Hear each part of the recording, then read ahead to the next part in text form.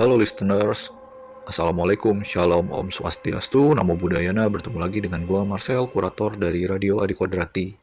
Nah, kali ini gua akan membawakan cerita dari kakek gua dulu, yang mana kakek adalah seorang pejuang veteran RI yang berjuang melawan penjajah dari negara Jepang.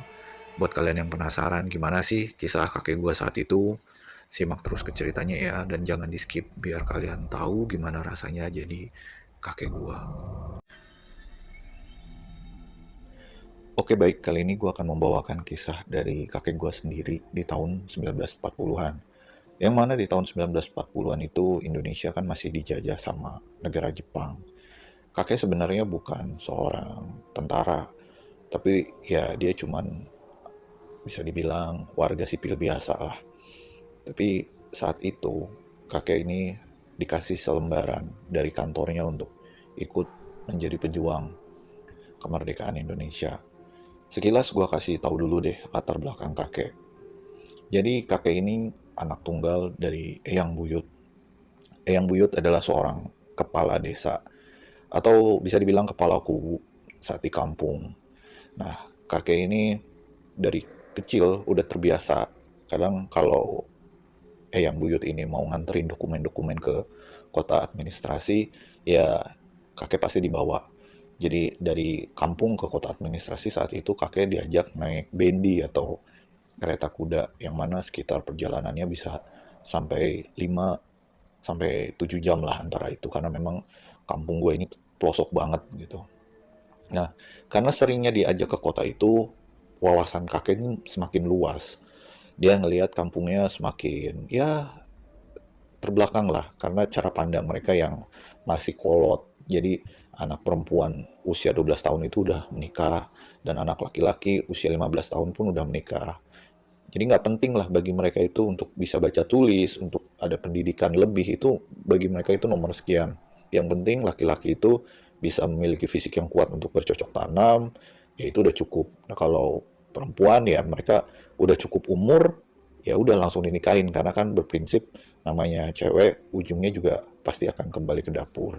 Nah kakek itu karena sering dibawa ke kota jadi pengen menghapuskan sebenarnya pikiran-pikiran kolot kayak gitu dan pengen juga memajukan kampungnya walaupun kampung terpencil tapi ya cara pola pikir mereka itu udah modern lah, sudah bisa maju dan bisa juga membawa kampungnya menjadi lebih baik lagi. Nah, kakek kemudian minta sama Eyang Buyut untuk bisa kursus gitu kan. Jadi belajar lagi, yaitu kursus administrasi keuangan dan juga dulu ada kursus tik namanya. Jadi kursus ngetik tapi mesin tik yang besar zaman dulu. Ya, Eyang Buyut dukung dan suka dengan cara pandang kakek seperti itu. Jadi di umur yang masih saat itu 15 tahun, ya kakek udah dibawa ke kota dan kursus segala macam. Singkat cerita setelah kakek ngelewatin kursus TIK dan kursus-kursus lainnya di sana di kota, kakek langsung diterima bekerja di salah satu pekerjaan swasta yang ada di kota Banjar. Jadi yang perusahaan kakek yang kakek masukin ini ya, dia itu adalah perusahaan swasta milik Belanda yang bergerak di bidang konstruksi. Kalau kalian tahu sekarang itu kan kayak modelnya kayak ada Wika, ya kurang lebihnya seperti itulah. Jadi yang membangun-bangun. Nah di sana kakek itu jadi bagian administrasi keuangannya lah.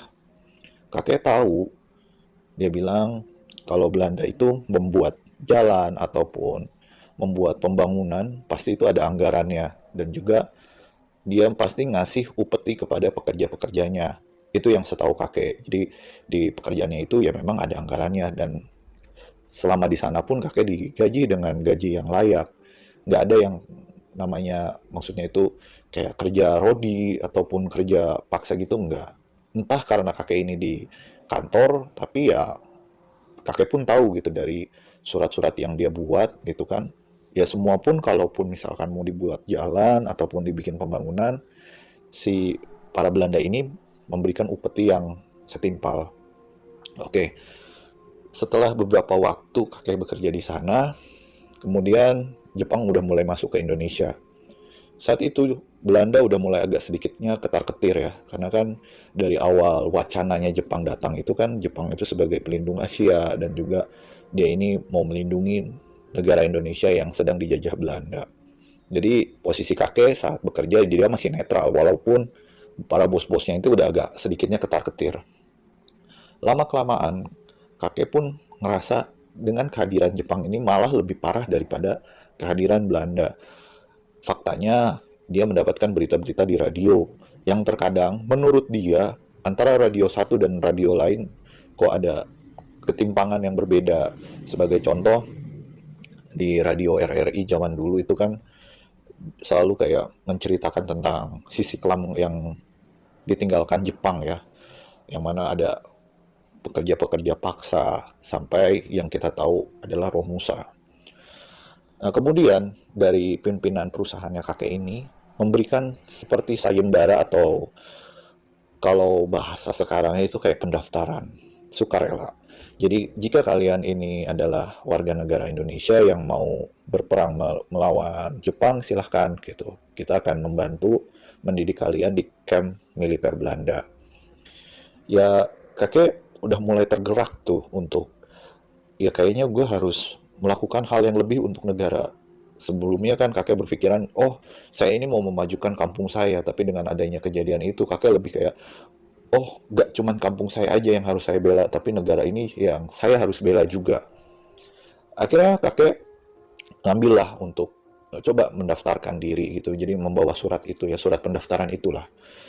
Nah, dia pun agak sedikit ragu apakah orang tuanya atau Eyang Buyut ini bisa menerima keputusan dia atau enggak. Singkat cerita, kata pimpinannya, ya udah kamu silahkan pulang dulu, kamu minta izin. Nah, pas pulang, kakek ketemu Eyang Buyut lagi. Eyang Buyut marah dan nggak terima kakek itu mau jadi pejuang.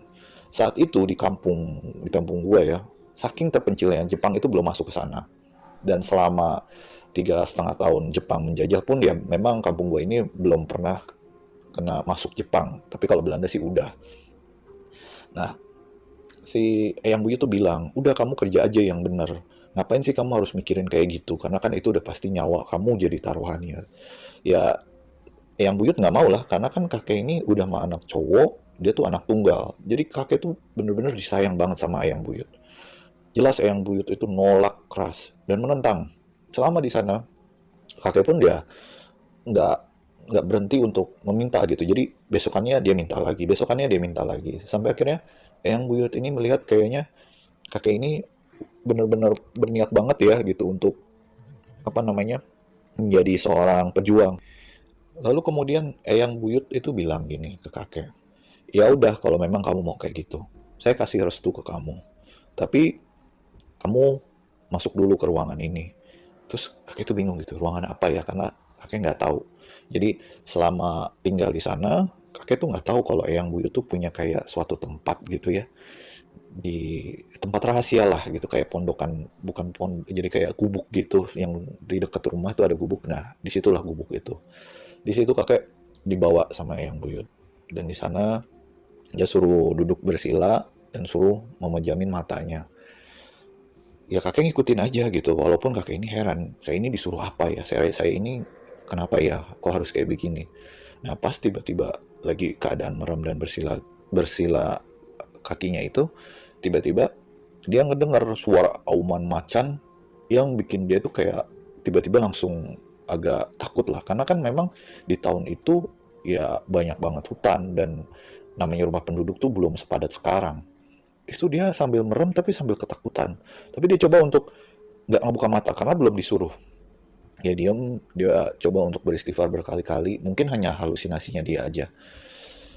Terus si Eyang Buyut ini tiba-tiba ngepelin tangannya dan juga langsung kayak nonjok gitu loh. Tapi dalam ditonjoknya itu, si kakek ini kayak langsung loncat gitu, langsung kayak terpelanting jauh.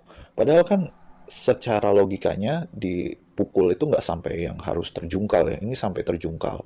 Dan begitu kakek terjatuh, Yang Buyut langsung nyodorin tangannya gitu, untuk mengulurkan tangan lah untuk ayo bangun. Dan begitu bangun, si kakek itu coba untuk menggapai tangan Eyang Buyut, dan itu rasanya panas sekali. Dan ada sesuatu yang tiba-tiba kayak nyetrum gitu, aliran listrik yang masuk. Nah, di saat itu, tiba-tiba Eyang Buyut bilang, ini udah selesai. Ini ritualnya sudah berakhir, Dan sekarang kamu udah punya kodam harimau yang memang itu adalah turun-temurun. Ya kakek kan secara pemikiran dia itu sudah lebih modern gitu. Jadi memang nggak percaya adanya hal-hal seperti itu. Dan yang kakek lihat, yang buyut itu bukan bukan kayak suka dengan hal-hal yang berbau klinik gitu. Ya memang cuman yang kakek tahu, yang buyut itu ya pekerja desa sudah, kepala desa, nggak ada yang suka ritual dan lain-lain, itu nggak pernah ada gitu. Makanya dia juga agak sedikit aneh gitu, kok ada sekarang ada kodam, ada harimau segala macam ya. Sebenarnya dia punya banyak pertanyaan di kepalanya, tapi ya karena dia juga nggak berani ya untuk menanyakan itu, ya kakek cuman diem aja.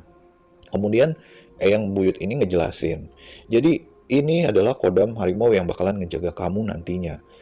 Kamu nggak perlu takut, dia ini baik. Nah, sekarang ya Bapak udah bisa mengikhlaskan kamu pergi. Semoga kamu itu bisa pulang kembali ke rumah ini dengan selamat. Itu katanya. Akhirnya ya sudah diberikan restu. Ya, kakek pun senang. Ya dia langsung membawa surat itu kan ke pimpinannya dan dia dibawalah ke camp, ya camp Belanda ya, camp militer Belanda, dan dilatih caranya baris berbaris dari yang masih dasar ya, berbaris-berbaris, terus juga melatih untuk menggunakan senjata, terus juga menembak dan juga melempar granat atau melempar bom dan sebagainya itulah. Setelah cukup beberapa waktu di camp militer Belanda, kakek bertemu dengan beberapa teman-teman yang juga ada dari Kuningan, ada dari Cirebon, jadi ada beberapa dari wilayah-wilayah ya. Jadi mereka merasa dekat, apalagi mereka satu bahasa kan, bahasa Sunda. Jadi kayak, oh saya punya teman-teman baru gitu. Akhirnya kakek dan regunya dibawalah ke tanah Kalimantan menggunakan kapal saat itu. Perjalanannya yang kakek ingat cukup jauh, ya memakan waktu beberapa hari lah bisa sampai ke tanah Kalimantan. Di sana kakek kemudian langsung dibagi untuk kelompok-kelompok regu-regu. Jadi satu regu itu ada sekitar 6 orang. Satu pimpinannya atau komandan regunya yang 5 orang adalah anggota. Termasuk dari kakek ada satu pimpinan regu dan 5 orang anggotanya. Di sana itu mereka dibagi-bagi. Ada di bagian timur, selatan, barat. Jadi ya saat itu udah langsung dibawa ke medan perang ya, dengan posisinya ya mereka antara hidup dan mati. Nah, saat itu kakek itu ada di bagian selatan. Nah, di bagian selatan ini ya kakek udah bisa menghandle. Jadi serangan-serangan Jepang itu udah bisa dikalahkan. Rupanya di bagian barat itu memberikanlah laporan atau enggak memberikan sinyal bantuan gitu, minta pertolongan karena di sana rupanya tentara Indonesia ini sudah ya udah terkepung lah dan udah semakin banyak korban juga. Jadi meminta bantuan yang ada di sekitarnya untuk tolong kirimkan bala bantuan ya, regu untuk ke barat.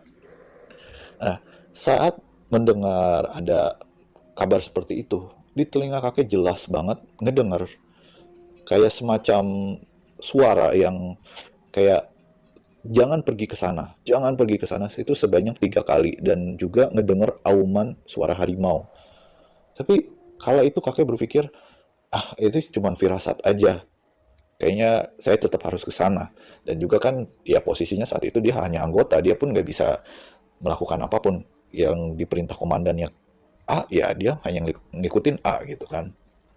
Ternyata baru sampai di barat, benar aja dia ngelihat udah banyak pejuang-pejuang yang mati terkapar dengan sayatan-sayatan benda tajam di perutnya, di lehernya, dan juga ya tembakan-tembakan ya, luka-luka tembakan-tembakan itu di tubuhnya. Miris rasanya, kakek bilang saat itu miris, tapi nggak ada rasa takut. Kakek mengaku nggak ada rasa takut. Yang ada adalah hidup dan mati gitu. Kalau saya takut, saya akan mati. Jadi saya harus berani. Melihat hal kayak gitu, nggak bikin mental kakek ini down. Yang ada dia malah kayak semangat untuk, iya saya harus ngebantu teman saya gitu. Saya harus memukul mundur tentara Jepang ini. Sampai akhirnya malang nasib kakek, dia dan teman-temannya itu terciduk sama tentara Jepang. Jadi regu kakek ini yang terakhir datang yang baru keciduk gitu, yang sisanya itu sudah mati. Saat di sana kakek itu disandra sama pasukan Jepang, regunya itu yang 6 orang tadi.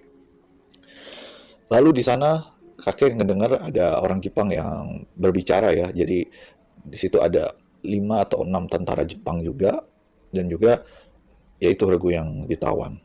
Kakek bisa mengerti bahasa Jepang, tapi untuk penyampaian dia nggak bisa. Kenapa dia bisa mengerti bahasa Jepang?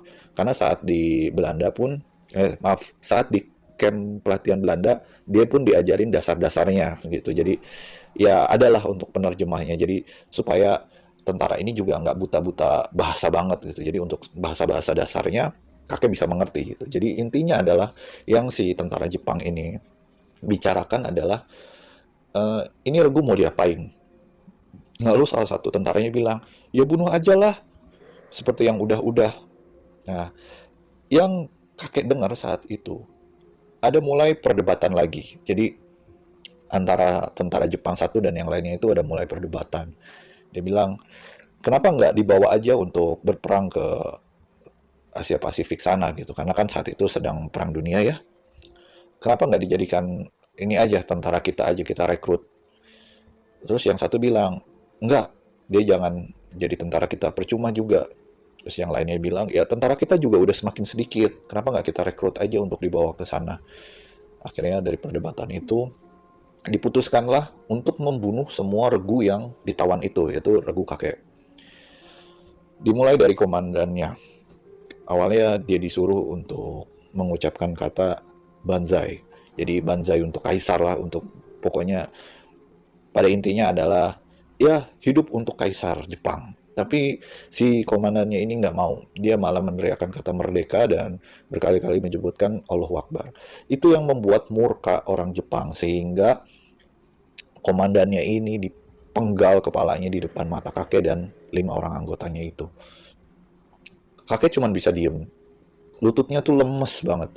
Kayak ya udah pasrah saat itu. Ya mungkin waktunya saya untuk mati. Nah, yang 5 orang teman kakek satu persatu jadi dijejerin dari misalkan dari A sampai E gitu kan. Nah, yang paling kecil adalah badan kakek ini yang paling ujung. Jadi dari kiri itu yang paling besar, yang kanan itu yang paling kecil, yaitu kakek. Satu persatu harus meneriakkan kata banzai untuk kaisar. Tapi mereka semua menolak. Dan ya, teman-teman kakek meninggal. Meninggalnya pun dengan cara yang cukup tragis ya. Jadi di senjata zaman dulu itu kan ada yang pisau belatinya tuh di depan. Nah, itulah yang dipakai untuk nusuk perut dan langsung disobek ke arah kiri. Jadi nggak cuma ditikam ya melalui itu belati itu, tapi juga sudah ditikam di perut dan juga di sayat. Mereka itu langsung jatuh dengan usus yang terburai. Nah, giliran kakek, salah satu tentara dia bilang begini, jangan diapa-apain anak ini, karena wajah anak ini itu mirip seperti orang Jepang gitu. Jadi ya dia suka gitu, tapi bukan dalam konotasi suka apa ya, tapi lebih kayak mungkin menarik, kok bisa ya ada orang Indonesia yang wajahnya mirip dengan orang Jepang, karena kakek itu kan kulitnya putih dan matanya tuh sipit ya, kayak orang-orang Asia lah. Terus kakek juga ngedengar perdebatan. Lalu nggak lama muncullah suara auman harimau yang entah dari mana datangnya. Itu yang tadinya ada, mungkin ada sekitar 6 atau 7 orang tentara, itu langsung pada pergi karena nggak dengar auman harimau itu tadi gitu. Padahal mereka kan punya senjata ya, seharusnya kan nggak takut dengan harimau, tapi mereka pada kabur. Suara harimau itu terus mengaum kayak berputar-putar ya gitu. Yang bikin mereka takut, mungkin suara auman harimau itu nggak cuma satu, jadi ada banyak auman harimau. Nah, tersisa cuma 3 orang. Mereka ini masih bertahan di situ dan bilang, ya udah cepetlah kita buat keputusannya nih. Ini harimaunya kayaknya semakin berdekat, kita nggak bisa lama-lama di sini. Akhirnya salah satunya bilang, ya udah kita siksa aja anak ini, biarin dia mati di dalam penjara. Baik, kata salah satunya lagi. Nah, lalu si salah satu tentara itu membawa cangkir, cangkir besar ya, yang berisi air, tapi airnya itu benar-benar kayak air susu. Dan dia bilang, ini minum, kamu harus minum ini susu buat kamu. Itu dipaksa ke mulut yang kakek. Tapi setelah diminum itu bukan susu. Dan kemudian kakek langsung muntah-muntah dan dari hidungnya, dari mohon maaf, dari duburnya, pokoknya dari tenggorokannya pun itu keluar darah. Akhirnya dia dengar, itu air kapur, bodoh, ya kayak seperti itulah. Mampus kamu, ya kayak gitulah kurang lebihnya. Tiba-tiba semua menjadi gelap, kata kakek. Hingga pas dia bangun, dia udah ada di penjara dengan keadaan yang berdarah-darah itu. Rasanya udah sakit, bukan main, lemes, terus juga sedih. Gak cuma fisiknya, tapi juga hatinya sakit, teman-temannya sudah meninggal. Saat itu kakek udah pasrah ketika ada di penjara. Oh, mungkin nasib saya pun akan berakhir sama dengan anggota-anggota yang lain, dengan komandan saya. Saat itu, dia bertemu dengan sipir yang ternyata adalah orang Indonesia, sipir penjara. Sipir itu tiba-tiba ngedatengin kakek sambil bilang, "Eh, kamu ini masih terlalu muda ya, kasihan kamu mendapatkan siksaan seperti ini." Terus si sipir itu pun tiba-tiba nanyain, kamu mau nggak saya selamatin? Kamu keluar dari sini, tapi saya kasih syarat untuk nikahin anak saya dan bawa pergi yang jauh. Kalau bisa yang nggak ada Nippon sama sekali. Ditanyain, kamu asalnya dari mana? Saya dari Jawa Barat. Kampung saya memang aman. Oh, kalau gitu ya kebetulan, kamu mau nggak nikah sama anak saya? Akhirnya ya, kakek mau saat itu. Malam-malam, kakek dikeluarin lah dari penjara dengan tubuh yang lemas itu. Ya nggak mungkin kakek bisa jalan ya, jadi digotong lah. Atau digendong gitu. Dan di sana, itu tuh penuh dengan penjagaan tentara Jepang. Jadi, secara logika ya, pasti sih ketahuan. Karena berkali-kali, kakek itu hampir ketahuan sama tentara Jepang saat digendong itu keluar dari penjara. Tapi untungnya nggak ada satupun yang tahu ataupun yang ngedengar suara langkah kaki si sipir itu yang ngebawa tubuh kakek. Itu luar biasa banget ya, kayak ya aneh aja gitu. Seharusnya ketahuan karena sempat ada kejadian hampir berpas-pasan dengan tentara Jepang. Jadi mungkin jaraknya antara 2 meter, hanya kehalang tembok aja itu mereka bisa lolos. Kakek heran sebenarnya. Bahkan si sipir itu pun nanya, wah ini rezeki kamu nih gitu. Sampai nggak ketahuan gitu. Padahal kan nggak mungkin, rencananya kalaupun nanti ketahuan, saya bakalan bilang kamu ini mau dikuburin. Nah, lalu si sipir pun menjelaskan. Jadi ya tadinya memang saya mau bilang kamu itu mau saya kuburin gitu kan. Mau pura-puranya kamu ini ya sudah nggak bernyawa. Tapi kok aneh, seperti nggak ada yang bisa ngelihat kita ya gitu. Padahal jelas-jelas saya ini bawa kamu, secara logikanya kan derap langkah kaki itu semakin berat, pasti kedengeran. Nah, tanpa berlama-lama si sipir itu dengan membawa kakek ya sampai ke perbatasan desa. Kamu di sini udah aman. Kamu bisa nggak coba untuk jalan dan minta tolong ke kampung? Nah, itu kampung saya. Kamu bilang aja, misalnya Bapak Baharudin gitu. Bilang aja saya ini kenalan Bapak Baharudin dan saya minta diobatin. Seperti itu. Nanti orang kampung sana sudah tahu pastinya. Dan kamu temuinlah anak saya. Oh baik, kata kakek. Dengan susah payah tuh ya, dengan kakek keadaannya lemes kayak gitu, nyeret-nyeret badannya. Sampailah dia di kampung. Dia minta tolong untuk dibawa ke, saat itu belum ada puskesmas ya, balai kesehatan desa ya, balkesdes mungkin. Nah, di sana kakek dirawat lah dengan obat-obatan seadanya. Jadi penyembuhan kakek itu bisa dibilang berbulan-bulan saking lamanya. Dan berbulan-bulan itu kakek pun mengenal si anak sipir tersebut. Ya sebut aja namanya, misalnya eh, Ani gitu namanya, nama anak perempuannya ini. Jadi kakek dan Ani ini ya selama berbulan-bulan itu jadi udah saling mengenal satu sama lain gitu. Akhirnya ya kakek pun udah mulai tumbuhlah rasa cinta. Setelah kakek udah sembuh, kakek mencoba untuk ngirim surat ke kampung. Jadi pada intinya ngasih tahu kalau saya masih hidup. Pas Eyang Buyut ngelihat ada surat dari kakek, Eyang Buyut ini kaget gitu, karena ya nggak mungkin ya orang-orang yang udah pergi ke sana atau ke medan perang pasti ya hanya 1% yang bisa selamat, sisanya itu udah nggak ada kabarnya. Dan Eyang Buyut saat itu pun udah mengikhlaskan kakek untuk ya mungkin sudah meninggal. Pas dapat surat kabar itu ya, ya Eyang Buyut seneng banget sampai ngadain kayak syukuran di kampung beberapa hari, berapa malam, 3 hari 3 malam buat nyambut kedatangan kakek. Dan kemudian kakek pun disuruh pulang. Nah, setelah kakek pulang, kakek kemudian dinikahkanlah dengan si Ani itu tadi ya. Dan juga dari pernikahan kakek itu ya ada satu orang anak perempuan, tapi ketika dalam masa melahirkannya, Ani ini sudah meninggal, jadi nggak tertolong nyawanya.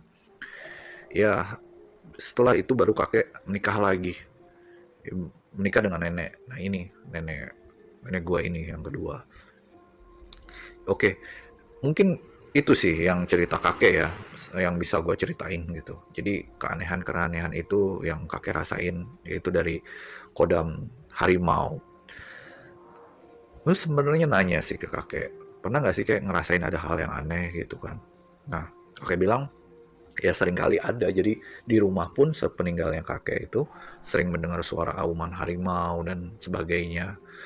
Bahkan sebelum kakek meninggal, dia tuh manggil anak-anak kakek untuk ngasih tahu kalau di rumah kakek itu udah kayak ditanam lah kodamnya. Jadi sebelum meninggal kodamnya itu dia taruhlah di tanah itu gitu. Jadi melepaskan yang ada di badan dia untuk menjaga rumah.